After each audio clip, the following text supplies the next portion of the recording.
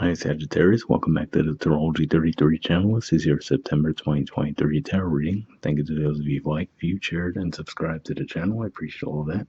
For those of you new to the channel, as far as what we have in front of us, the Celtic cross spread as always, and I also pulled Four Agreements, Wisdom, the Oracle, and Mudra card for you guys. We're actually going to start the reading off on rolling those astrology decks we have in front of us to get an idea of where your focus should be as far as that goes. Alright, so we have Libra, and Libra is actually your 11th house of friendships, groups, hopes, and wishes.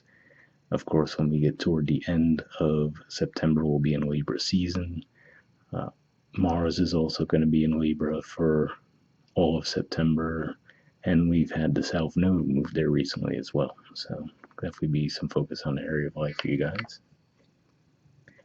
We have Mercury, and Mercury is going to be retrograde for the first half of September in Virgo, which is your 10th house of career and social status. And then even once it's direct, it'll be in its post-shadow period for the second half of the month. So could definitely be revisiting things around your career and social status this month as well. And we have 11. So yeah, once again, we see Libra energy coming up here because for you guys, that's what that house represents for you. So could definitely be some focus around your friendships and communication for sure this month. Okay, moving on to your main spread. In the main situation position, we have the Two of Cups, and challenging that, we have the Five of Cups. So what I'm seeing with this could just be saying that you might have an opportunity for a new connection coming around, and there could be resistance to it on your part because you're not quite over a past disappointment yet.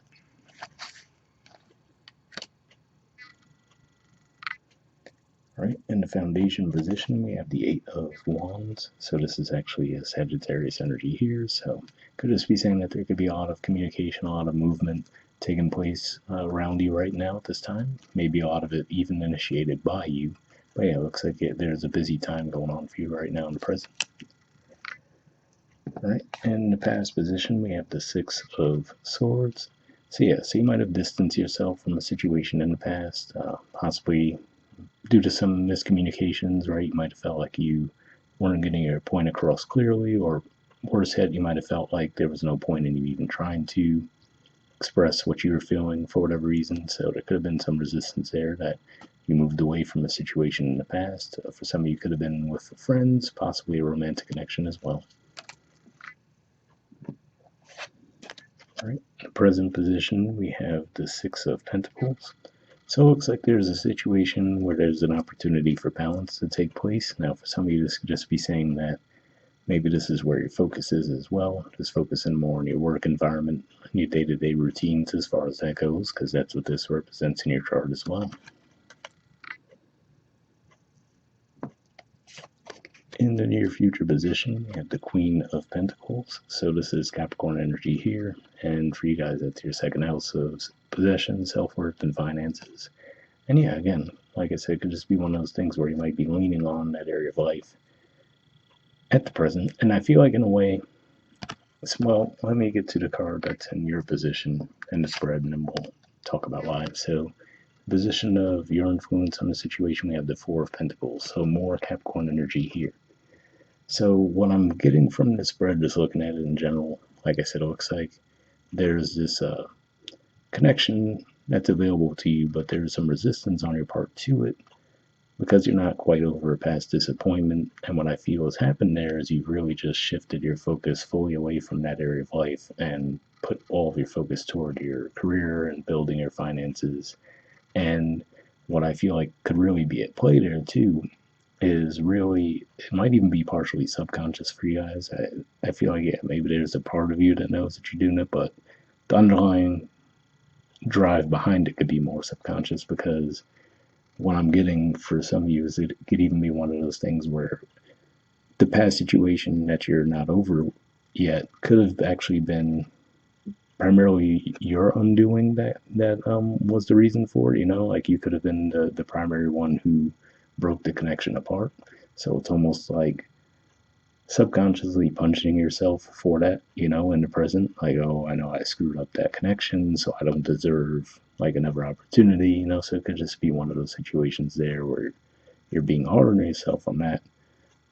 And then to avoid really replaying that message over and over in your head, you could really throw your energy towards your work and your career. So yeah, that's what I'm seeing with that. In the environment position, we have the moon. So I feel like this could actually come to light for some of you guys this month. And there's a couple of situations where it might come to light.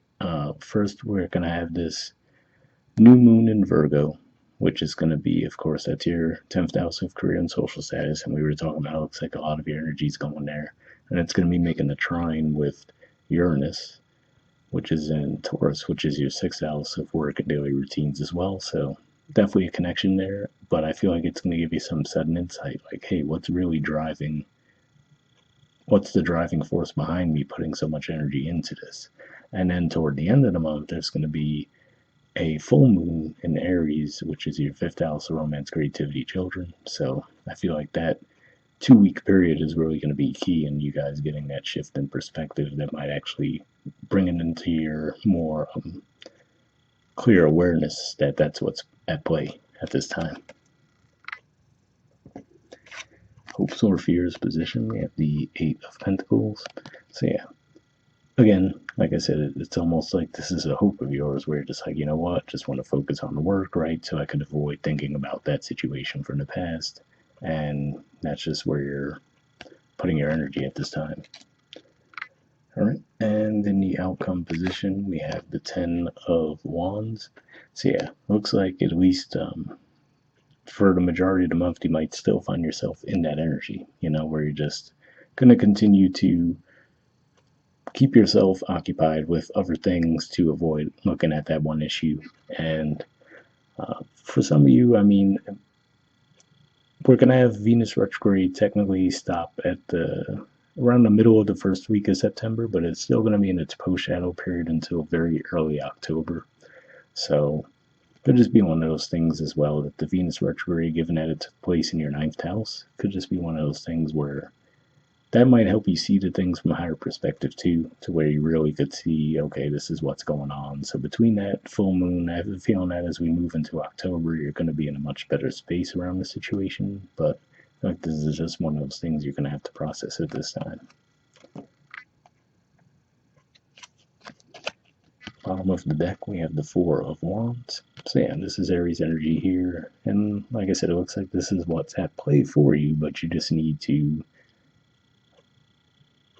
finally be ready to truly embrace that energy.